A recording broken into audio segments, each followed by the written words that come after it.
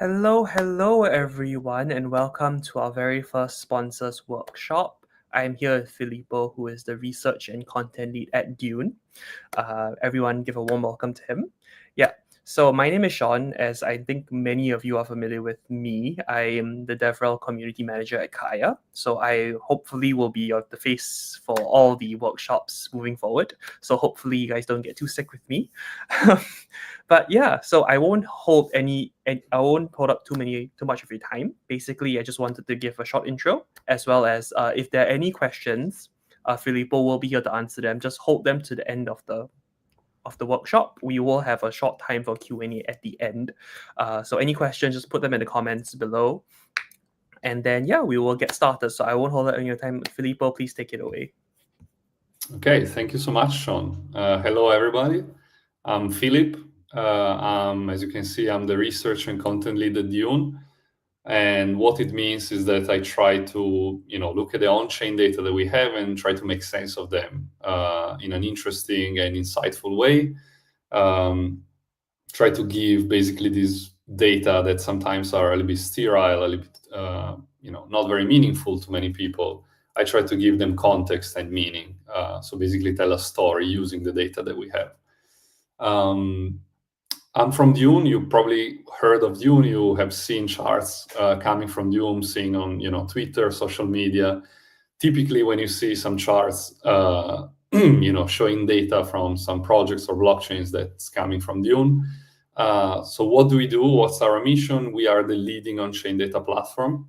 We are one of the first, I believe, taking raw blockchain data and try to make them meaningful for everyone. So the goal is really to take these data, which are open, keep them open, but also meaningful and useful.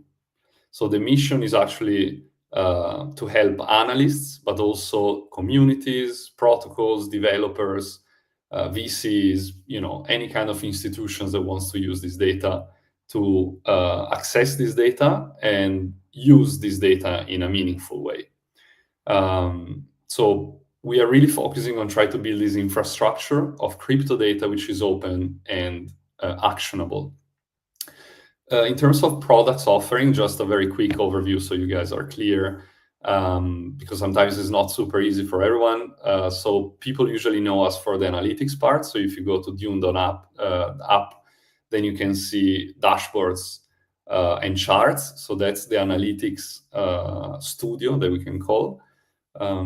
That's, again, taking the data, make them available on our platform so you can write queries using SQL, visualize in charts, share, create dashboards, and so on and so forth. And this is great. There are like a bunch of different use cases for this. For example, you can analyze metrics for an app if you are a developer of that app, if you're a user, if you are a VC investing in that app. You can write a financial statement for a project. Again, performance and revenue tracking for different apps.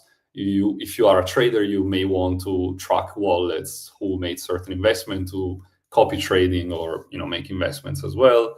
There is a lot of DAO voting governance related dashboards, which is a great tool for transparency for communities and so on and so forth.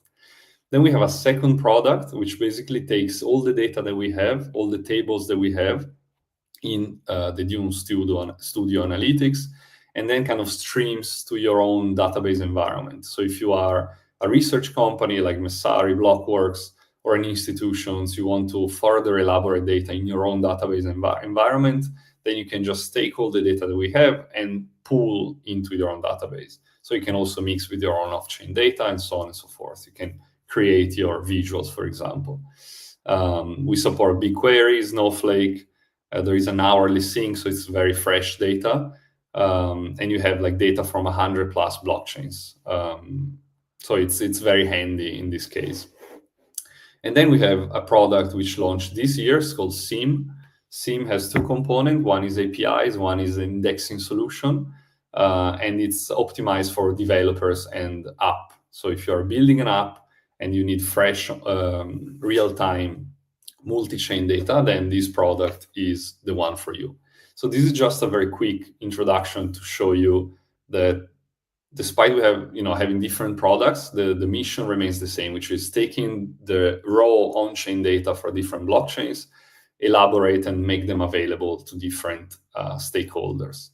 And so why this matters also for you, for Kaia, for the community, is because Dune is a very powerful tool for everybody to come and check, what's going on Kaia, the top projects, what's hot right now, what's popular, and how different projects are doing. So the ecosystem health in general, I think. So if you go on Dune, then I think you guys can see my my screen. So if you go on Dune and you log in, then you typically have access to dashboards. So the first thing you can do is like browse existing dashboards, existing queries, and you can do by discover. Right? If you click on discover on the left, then you have dashboard queries, creators, and blockchains, including Kaia. So you can scroll, find Kaia, which is here, and then you have this blockchain homepage, right, for this specific blockchain. And then here you can see how many dashboards have been built, how many creators have been building dashboards or queries about Kaia, how many stars they got in total, and then a quick overview of Kaia activity. For example, weekly transactions, active addresses, and TVL, which is pulled from DeFi Llama. Then you can see here popular dashboard, top creators, and so there is everything you may want to get started browsing your favorite project or blockchain. Otherwise, you can also type here, search. For example, if I want Superwalk, which, as I understood, is a very popular project on Kaia, then you can see content created around this project. For example, this one is a dashboard by Whale Hunter, and then you can see different charts, different numbers, kind of representing the activity for this specific application, right? Walk tour and application. Then you can click into specific dashboards, specific charts, sorry. You can see the expanded chart, obviously is interactive, so you can, let me zoom a little bit in case you can't see the numbers. But basically, right, you can hover and then you can see how different numbers evolve over time in this case. Here, there are all the charts that were created using this query. So I didn't mention this, but Dune app use Trino SQL. Dune SQL, which is a version of Trino, which is a version of SQL language. All SQL languages more or less are similar. I wouldn't say there are too many big differences, but obviously the syntax may change slightly. So ChatGPT or any kind of AI tool can be useful for if you're used to another SQL language. You want to make sure that the one that we support on Dune is the one you're using. And so so here you can see the code, the SQL code that generates this table, right? So the query results is always the main table, the results from the code, and then you can create different visualizations, different charts, right? For example, this is a bar chart This is a counter, so you just have one number. You can choose a meaningful number that you want to display. Here we have, again, a bar chart.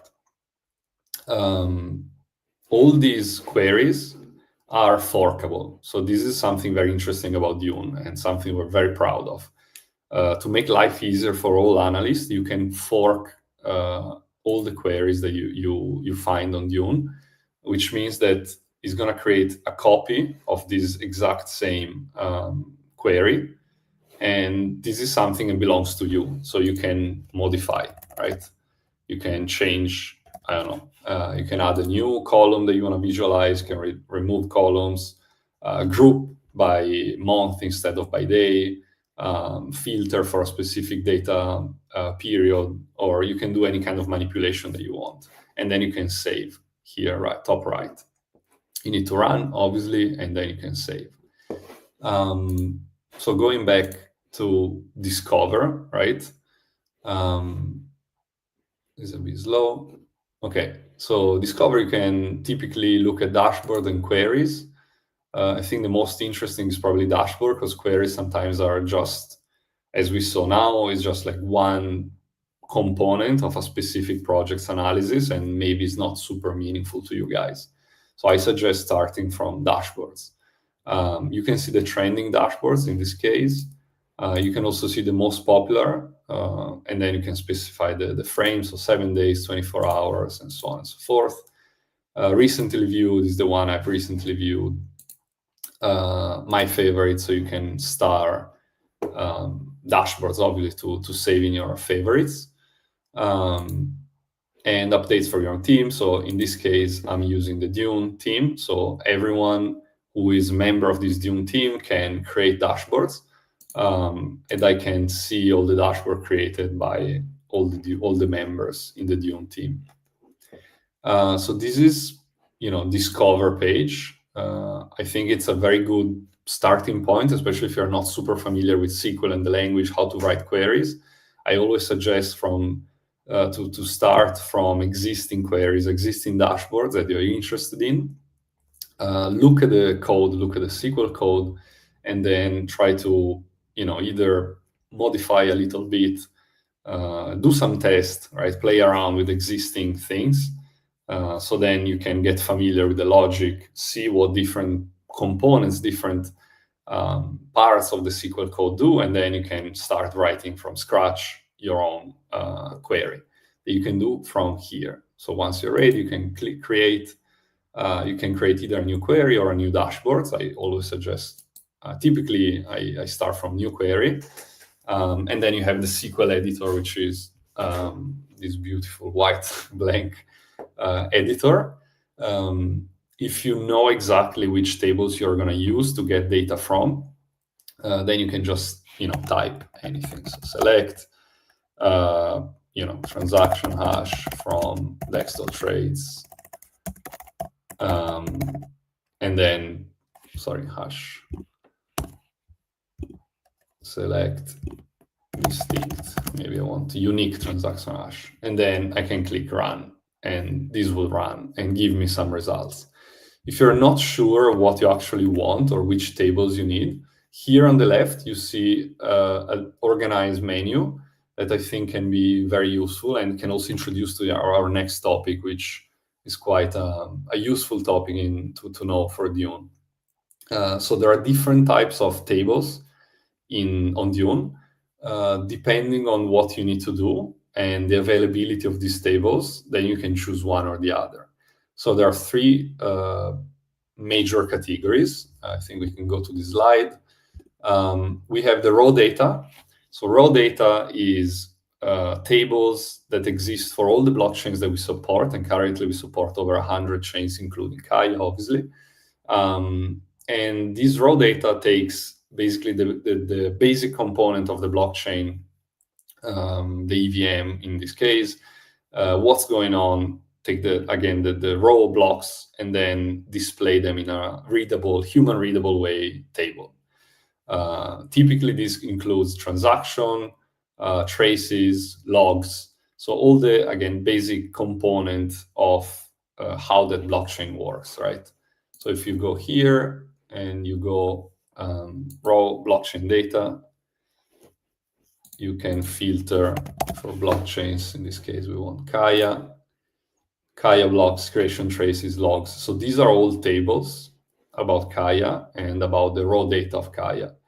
Typically, I would say the most useful one to get started with is a transaction table, because transaction table contains, again, all the transaction, right? So I think it's the most interesting and easy unit of the blockchain to analyze at the beginning. And so you can select, you can calculate different things like how many transactions in one day or in a month or in a week, how many unique users have submitted transactions on Kaia, how much gas, right, was spent in these transactions every day, for example. So I made here a simple query using exactly these components. So as you can see, it's just 12 lines of simple code. It's nothing very hard, but here you already get some basic measures of activity on Kaia, which I think is always interesting to get. For example, transactions count. This one is monthly, right? So you can see the month here. Maybe, again, it's not very zoom. But you can see the month and the count of transaction. I can also count unique addresses. I can count the gas fee spent monthly with transactions on Kaia, and then the value transferred in Kaia token. So, you can analyze the trend, you can see spikes, you can see lows, you can see an overall growing trend from January to now, so which is a great sign for the ecosystem. And this is just generated by these simple lines of code. Again, so this is the raw blockchain data, which typically have about 6-7 tables for each blockchain. If I go back and I want to see Ethereum is going to be the same, more or less, right? So you see the transactions, traces, locks, decoded. So the structure is kind of similar for most chains, especially if they are EVM. And again, this is the lowest level of data that we have, meaning the hardest to analyze. So apart from that kind of basic analysis of how many transactions, how much gas fee, how many users, all the other analyses are a little bit hard, especially if you want to get into the heart of a specific project. And this is why we have the second category of tables, which is the decoded projects. So decoded projects basically take the logs and the ABI code, which basically is the human-readable version of the bytecode. So the bytecode is the most low level of the EVM or the blockchain machine, right? And basically tells the smart contract what to do. It contains all the events, all the functions. And then the ABI is like a human-readable list of all these events and functions. So there is, for example, a transfer event, a mint event for an NFT, right? But that is also very hard, I think, to interpret and to use, because, for example, if you go to these tables, which is Kaia contracts, so if you click Command click, usually you can then open the table from any query, and so you can explore the table. So this is one of the table that we have, contains all the namespace, addresses, and the ABI for all the identified contracts on Kaia. And you can see the ABI code is something like this. Let me zoom. This is the ABI code. It's a swap type events input. So these are the variables of this specific event. And then it's just a long list of basically information. So this is also a little bit hard to use. And that's why we have the Decoded project, which basically take this ABI and create some human-readable tables that you can use to query. For example, this project, Superwalk, uses one of these decoded project table. in this case is super walk, grind, event transfer. How do you find these tables? The same as before, right? So when you create a query, here on the left, instead of going to raw blockchain data, you go to decoded projects. So decoded projects have this symbol, like this kind of square here on the left. Again, you can filter by project. So if you already know which project you want to analyze, for example, Superwalk, then you can see that there is a decoded project. The chain is Kaia, so that's the one. Otherwise, if you have no idea which projects are decoded for your blockchain of interest, you can filter by blockchain. So in this case, Kaia, and then I can see these are all the projects that we have decoded data for. So these are projects that are easily analyzable on Dune because you have these human readable tables. So for example, Superwalk, I have 5 tables, 5 decoded tables for this project. Each one is a specific event or component of the smart contract or a different smart contract for that project. For example, this one is a shoe NFT, this one is grind, walk, proof of work. So different components of the application of the game or whatever it is. In this case, shoe NFT, it's a smart contract. Within this smart contract, there are different components, different things that can, different events or functions that can be triggered to accomplish, the smart contract's purpose or the application purpose. To analyze, I always suggest to use events, not the function, because the event is actually what really happened, what was triggered, and what happened at the blockchain level, right, in that application. So you can see in this case, maybe it's a little bit small, sorry. So decoded project, Superwalk, shoe NFT, and then you have these tables because we filter for event. So say I want to see the transfer information about this specific NFT in this contract, I can click on transfer table and then I can query. For example, I can say select count distinct event transaction hash, so the specific unique transaction hash of the transfer event as unique transfer. Sorry, I should do also time. So for example, I want to have daily results. So I will choose date, which is the day, the count, and then from this table, I can paste like this. And then I need to group by 1, order by 2, descending in this case. And then I can click on run. I have this queue position, so obviously I'm using a slow engine to run this query, so it will take a while. But here we go. So we got the results. I should have maybe order by 1. So we have descending order from date, right? So we have the most recent transfer event first, and then the oldest at the end. And then once this page run successfully, hopefully soon. In the meantime, I can show you lineage. I think it's very interesting. Okay, so lineage is basically a summary of like which tables are used for each query. So once you browse a dashboard, look into a query, you're interested in the code, but the code maybe is very long. So you want to have a quick snapshot of which tables were used to create that query and those results. You can click on here and you will have a very simple visual representation, right? So here in this case, we only use one table to produce these results, which is the shoe NFT event transfer. So here I have the results. As you can see, it's a table.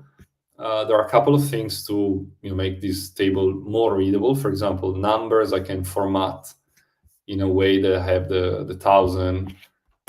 In this case, if I do 0,0, 1,000 would be visualized, a comma, which is easier to read.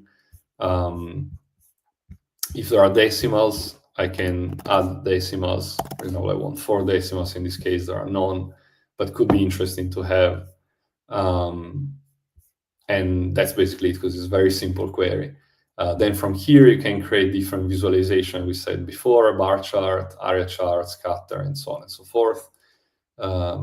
I personally prefer bar charts all the time, most of the time. So I would do a bar chart, and I can see a very interesting pattern, right? So we have like kind of stable activity and event transfer, and then we have these spikes, every kind of regular spikes.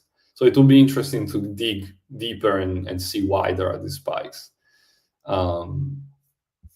You can show data labels, but I don't think it's very clear right now because there are too many. If you want data a little bit more clear to understand, you can group. So instead of having daily results, you can use daterank function and say month. So I want monthly results. And then I can call this as date. I will just run. I'm just showing like some, very basic SQL code that you can write, and just to show you that it's quite easy to get started. Obviously, there are very complicated long queries that are kind of hard with different functions, but the basic things to analyze kind of activity is not very hard, honestly. It just takes a little bit of time to run. But these are all things that we can do because we have decoded projects, right? So here's missing axis because I changed the name of the axis. Now it's date.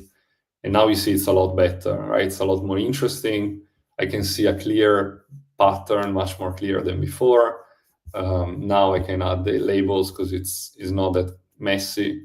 I can also remove the chart legend because you only have one variable. And so this is a better way to visualize my chart. Then obviously I can save my chart, test 2, test 1. I can generate kind of like a description of the query. So this uses AI, it looks at the SQL code and then basically generates a description of the query. I can make it private, I can save to a specific folder, kind of like basic, creations, and then I can save it. Once I have saved a chart, I can remove duplicate, but I also add it to a dashboard. So for example, I create this Kaia workshop dashboard. I can add visualization to the dashboard.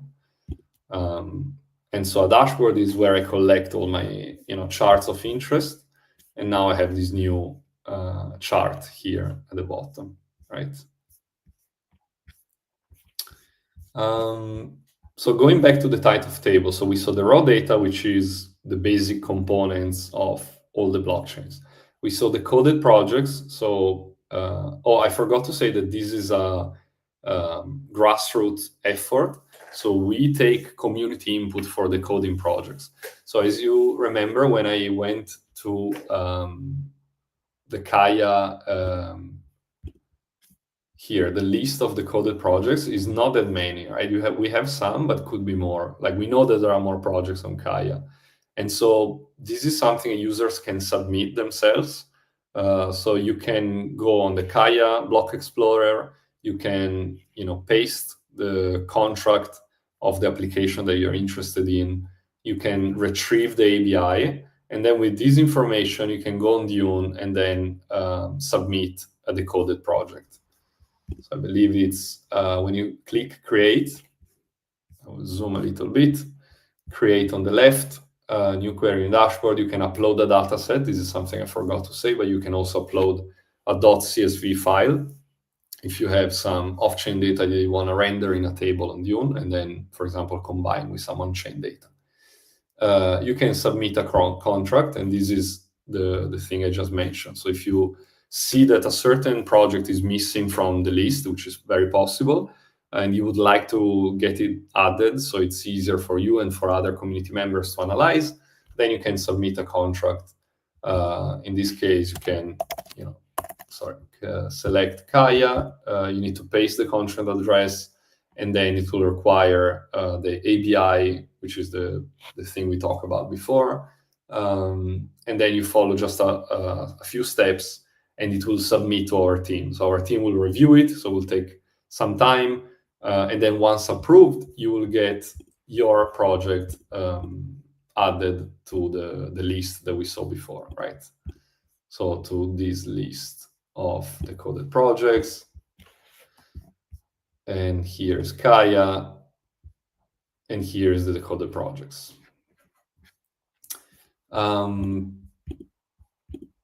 Okay, and so this is the decoded. I think I said everything. This is obviously specific for specific protocols or apps. Then we have curated data, which is the highest level of abstraction of this data. This is, I think, the easiest one to get started with. It's the easiest one to analyze because it's, again, the highest level. So it's the most abstracted from the blockchain code, right?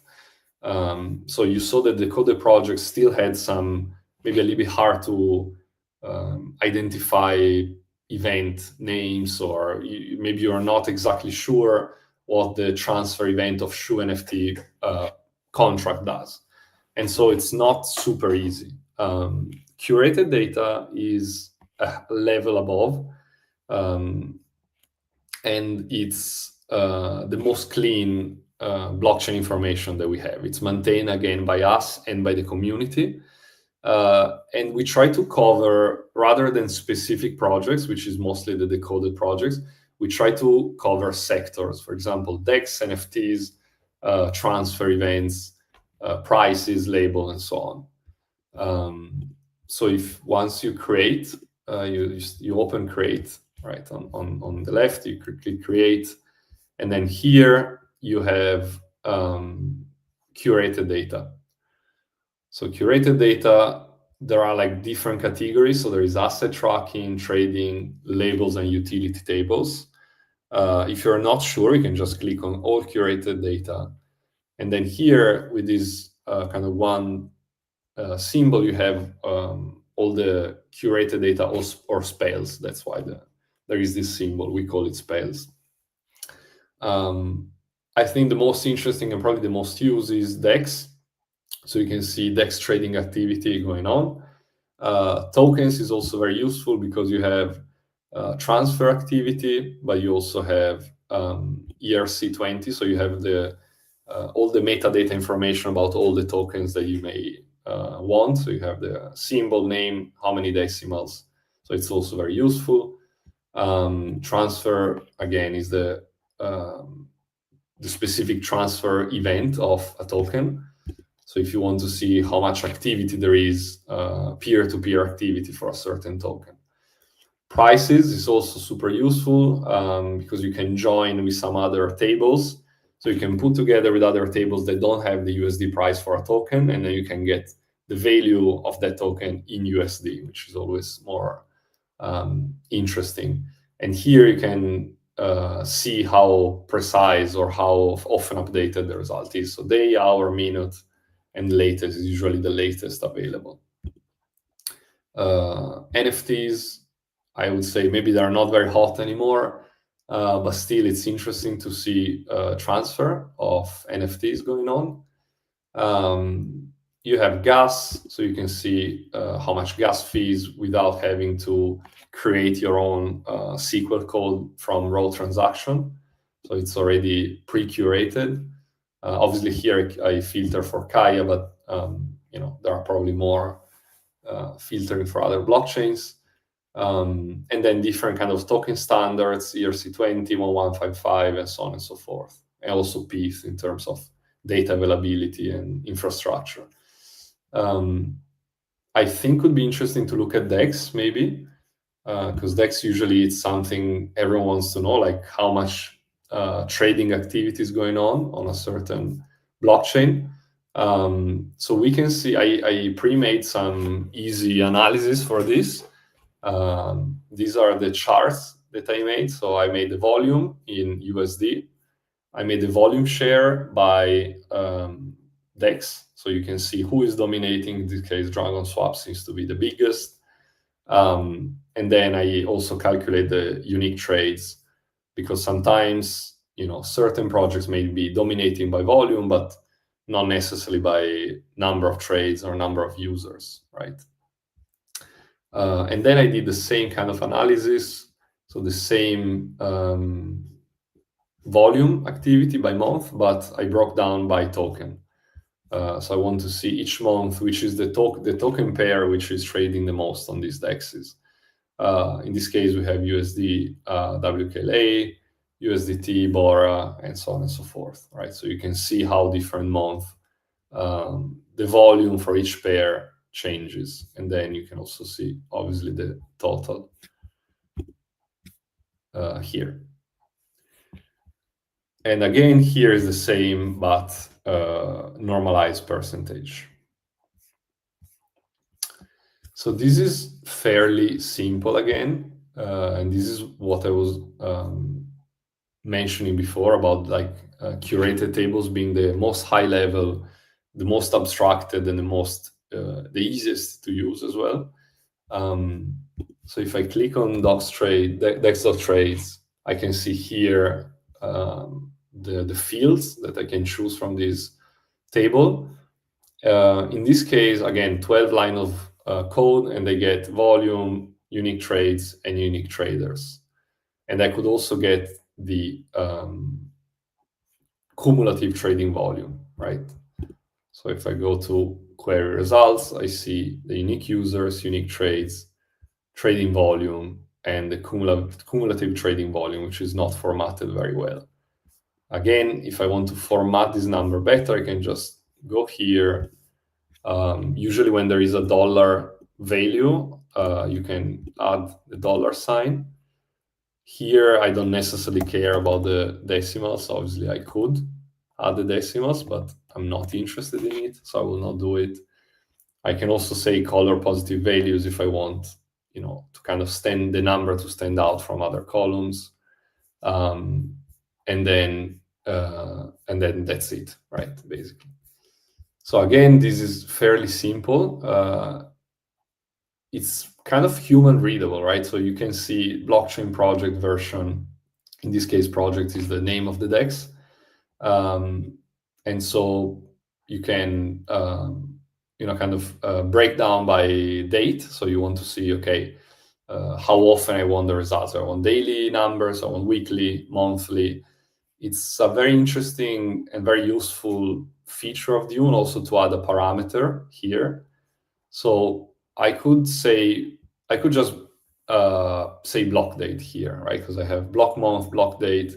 I could just say block date here, and then it will give the result by date, or block month will give by month. But I can also use this function and the parameter to kind of make it more flexible. So then in the dashboard, I have this box, and then anyone can choose different time frames and then run the query, right? For example, here I have the volume weekly. I can also have it monthly, for example, and then daily, right? If I want more granularity. So I think having the parameter here is very useful to give more flexibility to users as well, to people who are looking at your dashboard.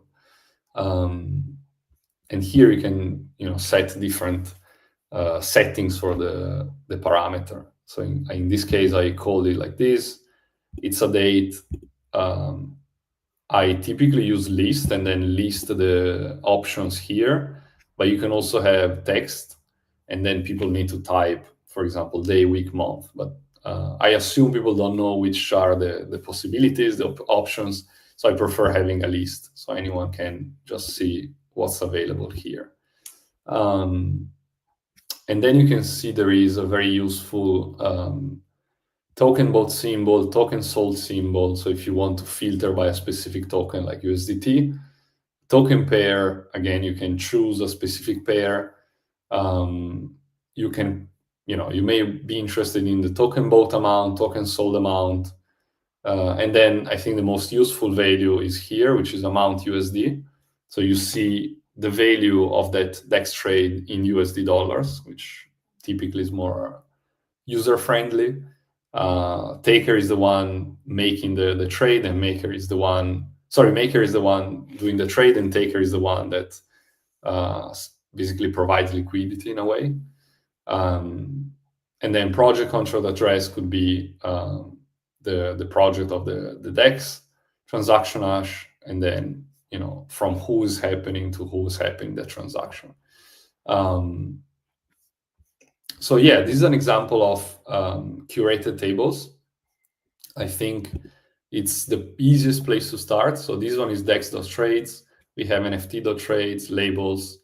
Labels we try to, instead of having 0x blah blah blah blah something for a contract address or a wallet, we try to give a label. We take it either from Etherscan or Arkham or like different website that provide some labeling service. And yeah, I would say this is the best way to get started. I think I went through most of the basic concept of Dune. Perhaps we can see some. Yeah, we saw the transactions. We saw an example of project which was analyzed using the Decoded project. In this case, in this case was Superwalk.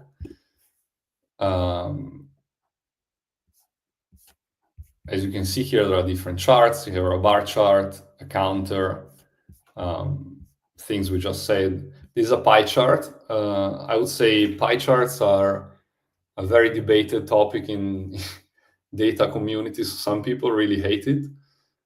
In this case, I understand that this is not very user-friendly. It's hard to understand what's going on. Even if you zoom it, you can open it, but still, it's not very meaningful. So be careful with the pie charts, I would say. And then tables, it's interesting because it's also calculating the delta, so how much is changing this number, right? We have 1 day, 7 day, the balance, the supply, and so on and so forth. So it's when you have a lot of information that it's kind of hard to manage in any other charts, I think a table always works very well. As you can see, this table is well organized because there is an intro with like a logo, and then it's kind of divided by clear section. So I have one more generic about user, transaction, and then one specific about this token, and then this other token. So using kind of like these boxes, text boxes, to clearly divide your dashboard, I think is a very good practice that it's not always implemented. So I think this is something very useful. What's also interesting is that you can fork an entire dashboard. So you cannot just fork a single chart. You can fork an entire dashboard. In this case, I want to say Superwalk forked.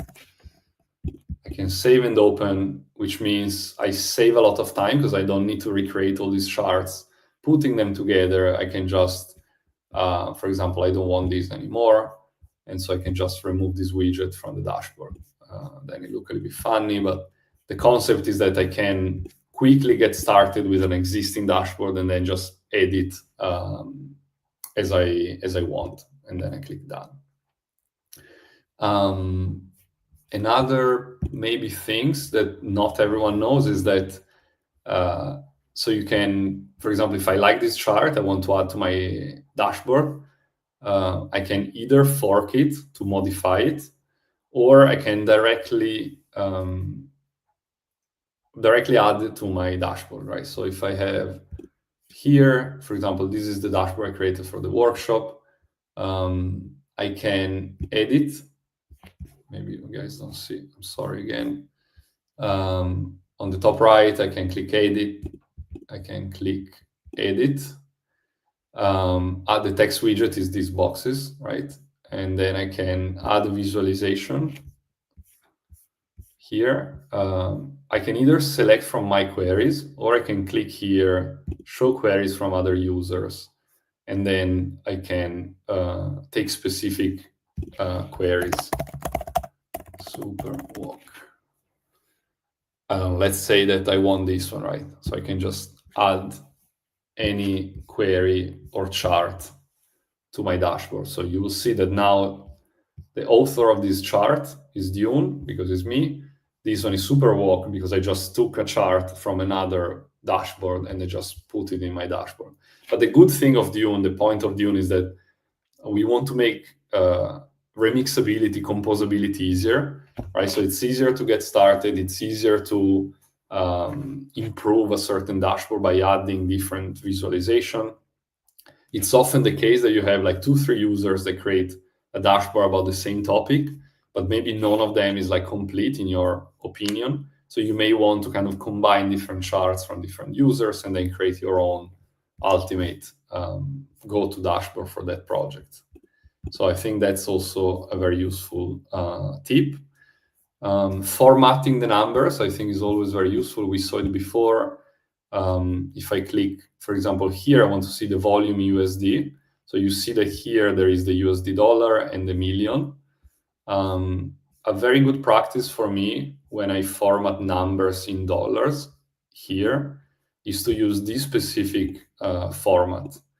So the format basically replaced the whole number with million or thousand, like the symbol of the unit. So in this case, if you over here, you see that it says 84.05 million, not the whole number, which is obviously a lot easier to read.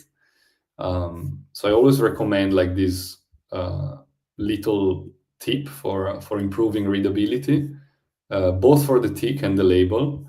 So the tick is this one, and you see there are 2 decimals because I have, sorry, the label is that one, there are 2 decimals.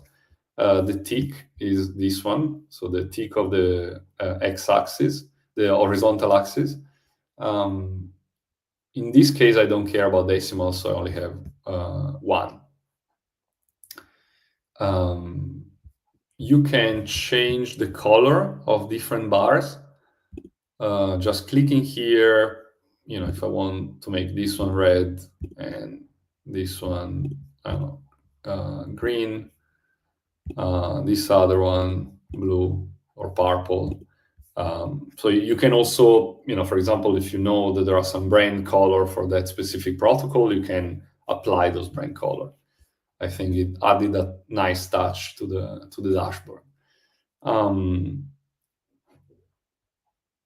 I talk about the uploading .csv file, so you can either use the data tables that we have here on Dune from the left, or you can also upload tables. In this case, I can go to upload, and this is the list of all the uploaded tables that our team has made. Obviously, it's quite a lot. And that's, I think, it. There are like some resources that we have on Dune, which I strongly invite you guys to consult. So if you go dune.docs, or you can just Google Dune docs, docs.dune, sorry. And then here we have a lot of resources. So we have quick start, basically how to get started, a lot of the things that we went through today, how to create an account, how to create your first query, how to create a dashboard, how to create a visualization, which chart to use for different use cases, how to format the charts, like a lot of the things that we mentioned. You can also have the query engine, data catalog. I think the data catalog is a very useful resource. So it basically gives you all the data that are on Dune. Again, some of the things we already talked about it. For example, dex.trades, token transfers, like all the curated data, EVM networks. We have all the raw blockchain data, right? For example, Kaia. You have a general overview, and then you will have the logs, the blocks, like explanation of all the main tables for Kaia, with the 3 types of tables, so the raw, decoded, and curated. And so this is a very also useful resource. There is also Dune write efficient queries. I think this is also a super useful resource that not many people are aware of, unfortunately. So this is basically some tips and advices on how to write your query in a way that is faster to run. And this is important, is going to be important in the future, because now basically we charge some credits, like a fixed amount of credits for each query, regardless of their complexity. And so if you have like a very short query with like 12 lines, or you have one with like 300 lines, it's going to take the same amount of credit. And credits are assigned to you, to your account. You can get started for free on Dune, so you have a free account with a certain amount of credits. And once you run out of credits, you can either purchase new credit or you can upgrade your account to some paid plans. In the future, we will have probably a more fluid system. Instead of charging the same amount of credit for all the queries, we will charge differently depending on the complexity of the query. So if it's a very long, resource-intensive query, then we will charge more. If it's a very short and simple query, less. And so learning how to optimize the query so that it takes the least amount of resources and time to run, it's going to be super important. I think I'm done, Sean. I cannot think about other things, other tips. Obviously, there are a lot more that I may have skipped, but it's a large platform. It's a powerful platform.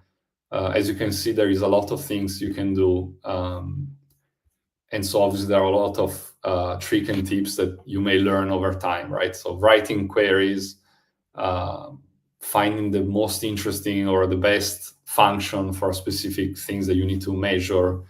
I would say overall, in terms of like skills required to work on Dune, it's a mix of like SQL and understand how the blockchain works or how your specific blockchain of interest works.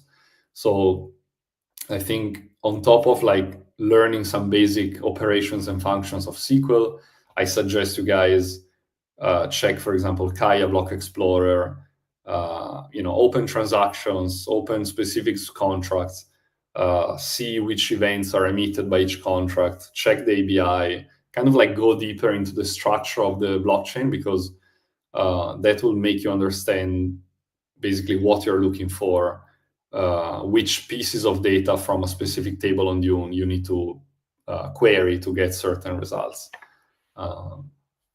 Yeah. Yeah, so thank you, Philippe, for that wonderful workshop. So now we're going to go on to the Q&A segment, which I think we do have like a few questions. Yeah, great. I'm not sure if I should read them out. How should I do this? Because I'm trying to find the first question here, because someone actually replied to your question already.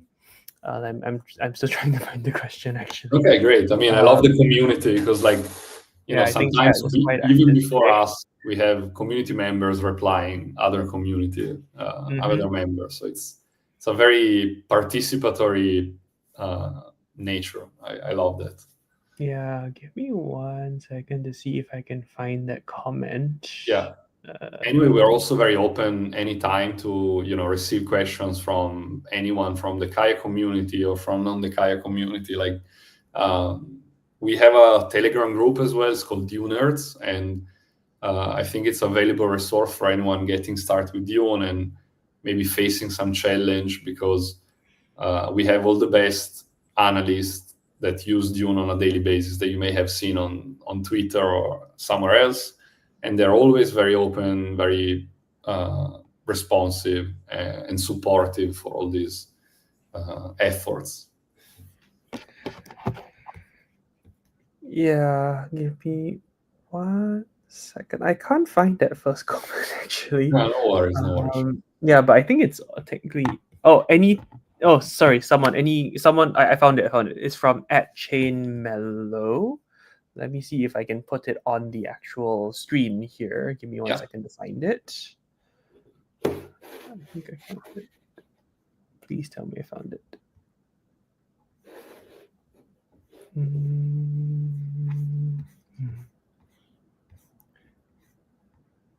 Anyways, yeah, okay, cool. I don't think I can find it on the screen. Yeah. So the question is from @chainmellow. I have a question. Any tips for optimizing queries on Dune? Yeah, so this is exactly the the document I was sharing here. I can share the link with you guys later. Maybe I will share with you, Sean, so you can share with the community. But you can see the URL here. I would say the biggest one that I see coming more often is the filter. So if you know the block of a certain event that you're interested in, like filter for that first, because that will save a lot of time. So instead of filtering by date or by other parameters, choose the block, right? If you know exactly that, the interval that you're interested of data that you're interested in is happening after block XYZ, just say where block hash bigger or equal XYZ, because that's gonna save a lot of resources. Yeah, absolutely. We do have a second question actually. Yeah. It's a bit intense, I think. Okay. It's from Kaia, like member Asux. They are asking for Kaia data. What's the recommended handoff from Kaia.logs to decoded events to curated tables, example dex.trades? When should we stick to decoded versus jump to curated to avoid double counting? I have it on the screen. I managed to find it in the chat. So No, okay. So I think there are like two. So decoded and curated are kind of serve different purposes in a way, as I mentioned before. So decoded is more like at the specific protocol or application level.